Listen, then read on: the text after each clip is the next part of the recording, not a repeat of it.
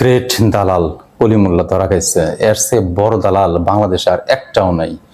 এর চেয়ে বড় মিথ্যুক বাংলাদেশে আর একটাও নাই। এর চেয়ে বড় প্রতারক ভণ্ড আর একটাও নাই। এর চেয়ে বড় চামচা আর একটাও নাই। ও সংখ্যা দিয়ে মিথ্যা কথা বলতে পারে।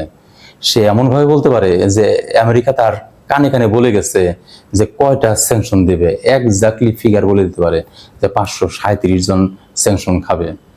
এরকম মিথ্যা কথা সে বলতে পারে। আসলে কিন্তু ঘটনা সত্য না, সে মিথ্যা কথা বলে। এই হাসিনা যে কদিন ক্ষমতায় ছিল, হাসিনার পক্ষ থেকে সে রাতকে দিন, দিনকে রাত, সত্যকে মিথ্যা সব সে করছে, উঁচু গলায় করছে। আর যখনই হাসিনা ক্ষমতার থেকে যায় যায় অবস্থা সে আগে ধরে ফেলছে, তখনই তার সুর পাল্টায় ফেলছে। এরপরে যারা ক্ষমতায় আসবে, এই সময় লাগবে না তার পক্ষ নিয়ে আবার চামচামি করা, আবার দালালি করা, রাতকে দিন বানানো, দিনকে রাত বানানো। এমন ভয়ঙ্কর মানুষকে ভিতরেই রাখা দরকার, এরা যেন আর কখনো বের না হইতে পারে।